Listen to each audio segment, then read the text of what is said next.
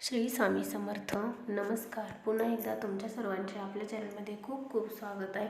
स्वामी महाराजांच्या कृपेने तुमच्या सर्व चांगल्या इच्छा पूर्ण हो आणि तुमच्या आयुष्यामध्ये जे काही दुःख अडचणी आहेत ते सर्व दूर हो, हीच मी महाराजांच्या चरणी प्रार्थना करते आणि आजच्या व्हिडिओला सुरुवात करते. तर अर्थातच आज सोमवार लंबोदर संकष्टी चतुर्दशी आहे. तर आपल्याला ह्या चतुर्थीच्या दिवशी असा एक उपाय करायचा आहे पहा, म्हणजे की संध्याकाळच्या वेळेला आपल्याला दिव्याखाली ही एक वस्तू ठेवायची आहे पहा. कारण ती वस्तू आपण दिव्याखाली ठेवल्याने 7 पिढ्यांचे दारिद्र्य नष्ट होईल. पुढील 7 पिढ्या धनसंपत्ती कमी पडणार नाही. म्हणजे धनासाठीच आहे पहा आपल्या हा उपाय जो आहे तो. कारण धान्य जर घरामध्ये असेल तर आपण पोटभर अन्न वगैरे खाऊ शकतो आणि तरच आपण जगू शकतो. तर या संदर्भात आपण आजचा व्हिडिओ पाहणार आहोत. तर पहा, आज सोमवार आणि लंबोदर संकष्टी चतुर्दशी आहे पहा. आणि तशीच इंग्रजी कॅलेंडरनुसार पहा की वर्षातील पहिलीच चतुर्थी आहे पहा. आणि सोमवारच्या दिवशी म्हणजेच पहा, सोमवार हा महादेवांचा वार आणि महादेवांचा वार सोमवार आणि त्यामध्येच पहा त्यांचा पुत्र गणपती म्हणजे त्यांची संकष्टी चतुर्दशी आहे.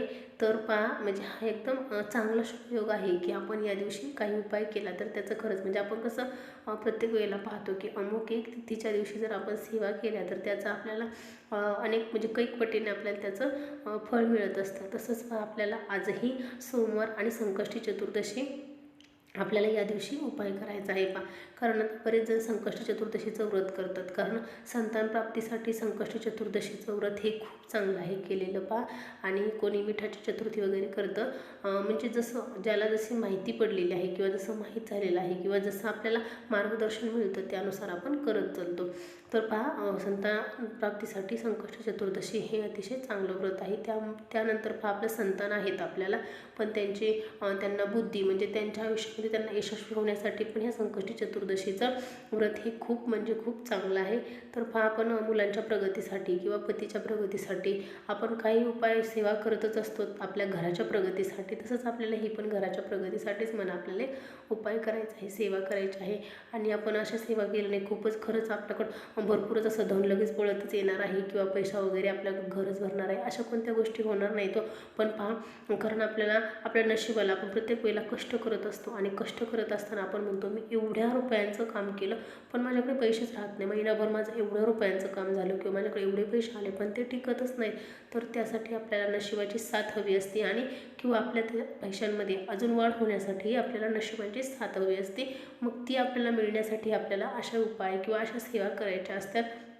आपण या सेवा केल्याने खरोखर आपल्याला एकदा नाही दोनदा नाही पण आपल्याला याचा फरक खरोखरच होत असतो. त्यामुळे आपल्याला अशा सेवा करायच्या असतात. जेवढ्या आपल्याकडून होतील तेवढ्या सेवा आपल्याला करायच्या आहेत. शेवटी आपण किती कमवलं तरी ते सोबत घेऊन जात नाही. आपण ज्या सेवा केल्यात, आपण जे पुण्य कमवलं तेच आपल्यासोबत जाणार असतं किंवा तेच आपण आपल्यासोबत घेऊन जाणार असतो.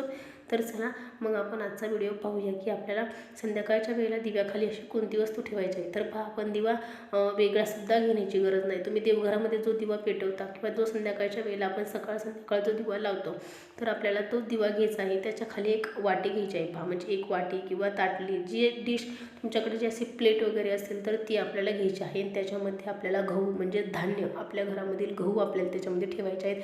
गव्हाचा हे अतिशय म्हणजे चांगला उपाय आहे आणि इतका छान आणि खूप सुंदर उपाय आहे. तर पहा की आपल्याला फक्त त्या वाटीमध्ये त्या प्लेटमध्ये आपल्याला गहू घ्यायचे आहेत आणि गव्हावरती आपल्याला हा दिवा ठेवायचा आहे. दिव्यामध्ये तुम्ही गाईचं शुद्ध तूप घालू शकता किंवा तुमच्याकडे जे तूप असेल ते तूप घालू शकता किंवा तुम्ही तेल पण घालू शकता, जे असेल ते, किंवा देवांसाठी जे तेल वापरता तुम्ही त्या तेलाचा सुद्धा हा उपाय करू शकता.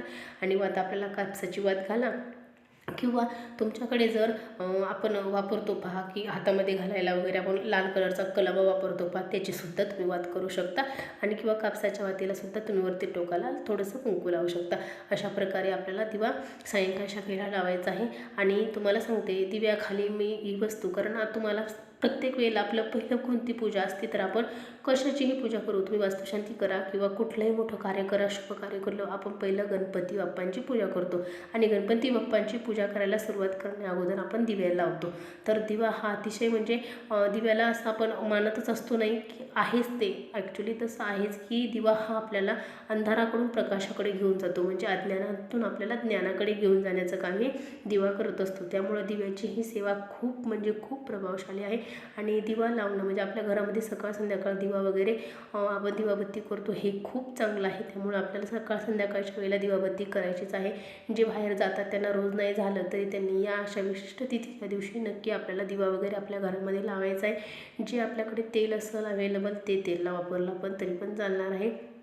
तर आपल्यालाही अशी दिव्याची सेवा करायची आहे. आपल्यालाही अंधारातून प्रकाशाकडे जायचं आहे.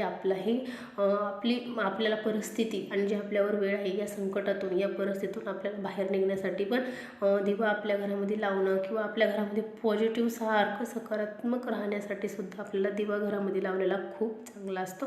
आपण जे गहू दिव्याखाली ठेवलेले आहेत तर ते दिव्याखालचे गहू आपण आपल्या साठवणीच्या गव्हामध्ये आपण टाकू शकतो आणि काही गहू आपण झाडाखाली पक्ष्यांना वगैरे आपण टाकू शकतो. जर काही म्हटले पक्षीच नाही तर आपण साठवून एकदमच जिथे कुठे मोठं झाड असतं तिथं जास्त पक्षी वगैरे असतात तिथे आपण टाकू शकतो. कावळे चिमण्या वगैरे ते खाऊ शकतात. आणि काही गहू आपल्या साठवणीच्या गव्हामध्ये आपल्या बरकत येते पहाशाकडे तर आपल्याला त्याच्यामध्ये आपल्याला हे गहू टाकायचे आहेत. तर असा छोटासा व्हिडिओ होता. अगदी छोटीशी माहिती होती पण मला ती तुमच्यापर्यंत पोहोचवायची होती आणि झालेली सेवा मी महाराजांच्या चरणी अर्पण करते आणि आजचा व्हिडिओ इथेच थांबवते. तुम्हाला जर व्हिडिओ आवडला असेल तर नक्की व्हिडिओला लाईक करा, शेअर करा आणि आपल्या चॅनलला सबस्क्राईब करा.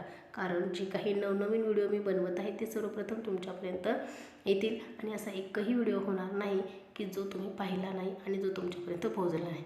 चला तर मग तोपर्यंत श्री स्वामी समर्थ. जय जय स्वामी.